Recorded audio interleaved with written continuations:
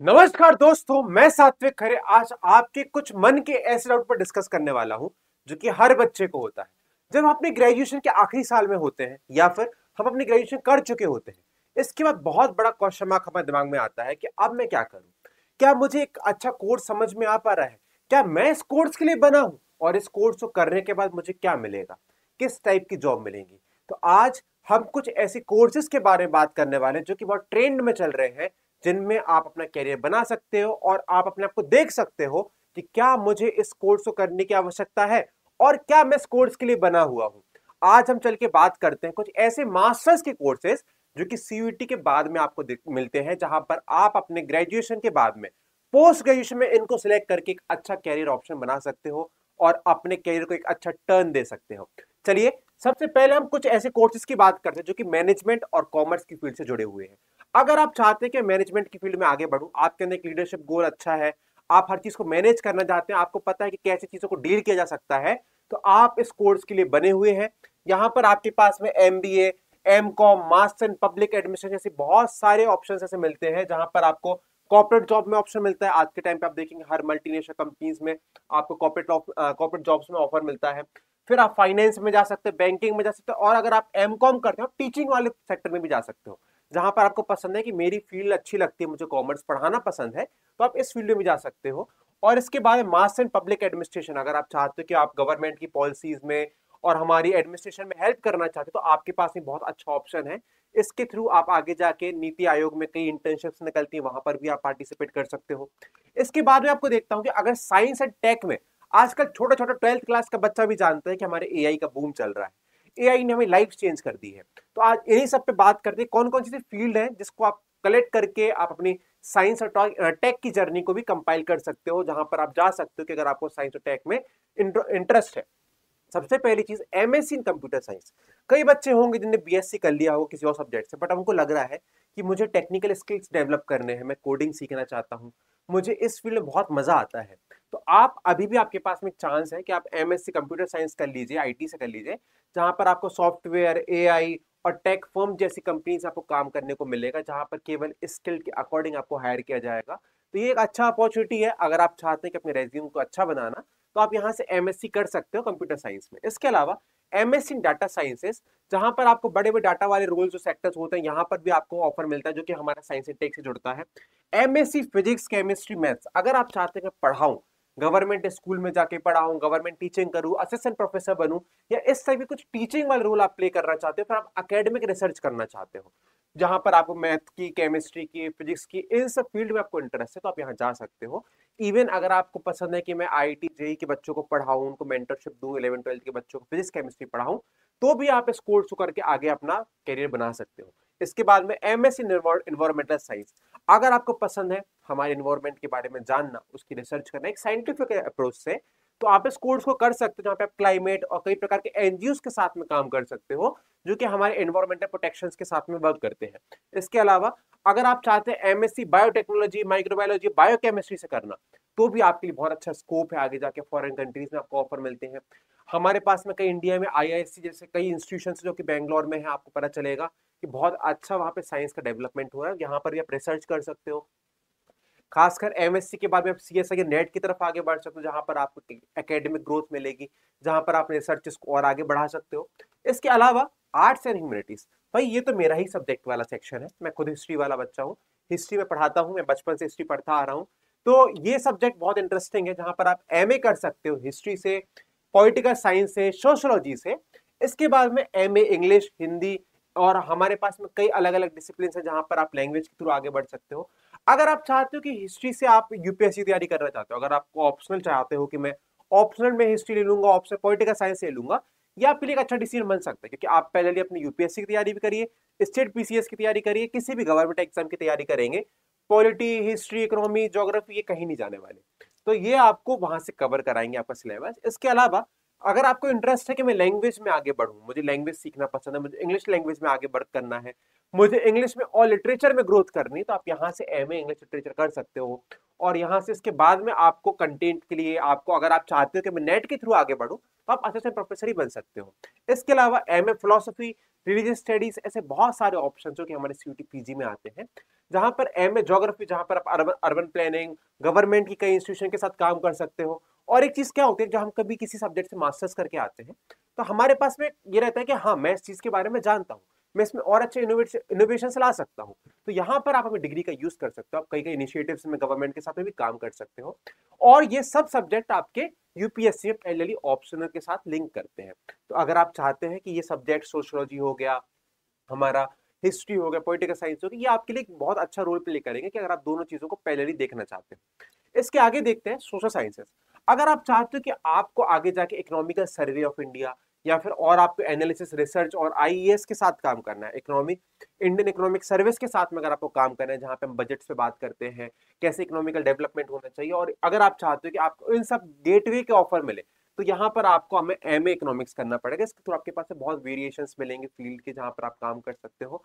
खासकर में अगर आप यूपीएससी भी दे रहे हो, तो इकोनॉमिक्स एक भी आपको सब्जेक्ट मिलेगा जो कि आपको बेनिफिट क्रिएट करेगा।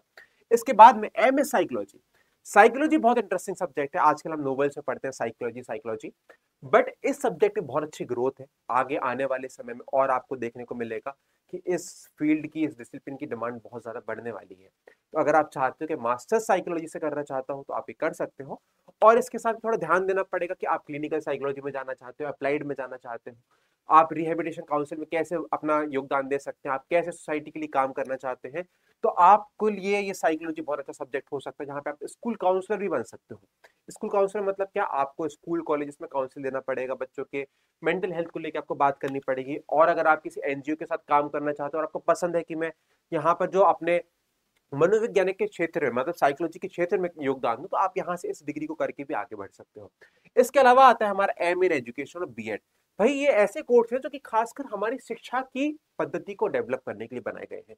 मान लीजिए आपके इंटरेस्ट है, मैं टीचिंग करना चाहता हूँ, बट मैं टीचिंग में कैसे इनोवेशन लेकर आऊँ, तो यहाँ पर अगर आप चाहते हो एम एजुकेशन और बीएड अगर आप करते हो, बैचलर इन एजुकेशन, जो कि पीजी लेवल के बाद होता है, पीजी लेवल में होता है, तो यहाँ से आपको एक अच्छा बेस मिल जाता है, जहां पर आप अपने एकेडमिक को, एक टीचिंग की जर्नी को बहुत अच्छा बना सकते हो। कैसे टीचर बनना है ये भी आपको पता चलेगा, कैसे किस टाइप के टीचर होते हैं। आप एजुकेशन के क्षेत्र में कई प्रकार की थ्योरीज ला सकते हो, जहां पे पता चलेगा कि यहाँ पे कितनी अच्छी थ्योरी साइकोलॉजिकल एस्पेक्ट में दी गई हैं, और आप अपना जीवन में कैसे एक एजुकेशन के फील्ड में योगदान दे सकते हो। तो ये भी बहुत अच्छा फील्ड है, जहां पर आप अपने एक एजुकेशन फील्ड में वर्क कर सकते हो, एजुकेशन सेक्टर को इंप्रूव कर सकते हो, गवर्नमेंट पॉलिसीज में आप एनसीईआरटीज में वर्क कर सकते हो। आपको बड़े बड़े ऑर्गेनाइजेशन में पता चलेगा, जहां पर आपको पता चलेगा कि कैसे वहां पे लोग एमए एजुकेशन के थ्रू हमारे भविष्य की एजुकेशन की जो प्रणाली है, पूरा स्ट्रक्चर, उसको चेंज करने की कोशिश कर रहे हैं बच्चों की डिमांड के अकॉर्डिंग। तो यहाँ पर भी आप अच्छा काम कर सकते हो, जहाँ पे कैरिकुलर डेवलपमेंट जैसा कई आपको काम के टास्क दिए जाएंगे। इसके अलावा एमए डेवलपमेंट इन स्टडीज, जहां पर आप एनजीओ के साथ में, इंटरनेशनल ऑर्गेनाइजेशन के साथ में काम कर सकते हो। अगर आप चाहते हो लॉ, मतलब अगर आपको पसंद है कि मैं लॉ वाली फील्ड में आगे बढ़ूं, मीडिया या प्रोफेशनल फील्ड में आगे देखूं, तो आप एलएलएम कर सकते हो। एलएलएम मतलब क्या, कि आप लीगल प्रैक्टिस कर सकते हो, आप जुडिशरी एग्जाम के थ्रू सीजे बन सकते हो, सिविल जज का एग्जाम दे सकते हो एलएलएम के बाद में।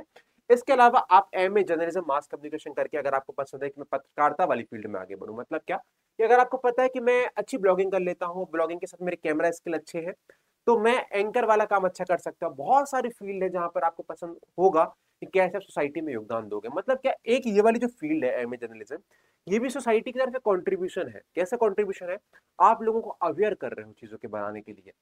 जैसे आज के टाइम पे हम इंस्टाग्राम पे कई चीजों के बारे में बताते हैं, सिमिलरली अगर आप जर्नलिज्म कर लेते हो, तो आपको और डायमेंशन एस्पेक्ट्स समझ में आएंगे, जो कि आपको हमारे देश को समझने के लिए, हमारी सोसाइटी को समझने के लिए बहुत बहुत यूजफुल होगा। तो ये कोर्स, एक कोर्स करने से आपके मल्टीपल एस्पेक्ट, आपके डायमेंशंस खुलने लगेंगे, जिससे आप एक बहुत बेटर पर्सन निकल के आएंगे, जो कि इस फील्ड में बहुत अच्छा योगदान दे सकता है। इसके अलावा लाइब्रेरी इंफॉर्मेशन साइंस, अगर आप चाहते हैं कि मैं लाइब्रेरियन वाला वर्क करूं, तो ये भी बहुत अच्छा पोस्ट है, जहां पर आप अपना लाइब्रेरी से मास्टर्स कर सकते हो, एलएलएम एमलिप कर सकते हो, जहां पर आप लाइब्रेरी के बारे में पूरी बताएंगे आपको। अगर आपको पसंद है किताबों के आसपास में घिरे हुए बैठना, किताबों से अगर आपको प्रेम है, आपको अच्छा लगता है किताबों को प्रोटेक्ट करके रखना, ये फील्ड आपके लिए बनी हुई है, क्योंकि यहाँ पे आपको मल्टीपल सब्जेक्ट्स, मल्टीपल किताबों के बारे में बताया जाएगा, कैसे उनको प्रिजर्व करके रखा जाता है, बहुत सारी चीजें होती हैं जो कि आप यहाँ पे देख सकते हो। और इसके बाद में आप किसी बड़े बड़े कॉलेज यूनिवर्सिटीज में भी एज ए लाइब्रेरियन पोस्ट किए जा सकते हो, तो ये भी एक अच्छा ऑप्शन है।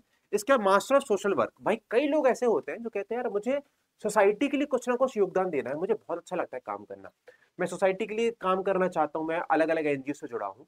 बट एनजीओ स्टार्ट करने से पहले एक बहुत बड़ा टास्क रहता है कि हमारे पास में डिग्री होनी चाहिए, मास्टर ऑफ सोशल वर्क।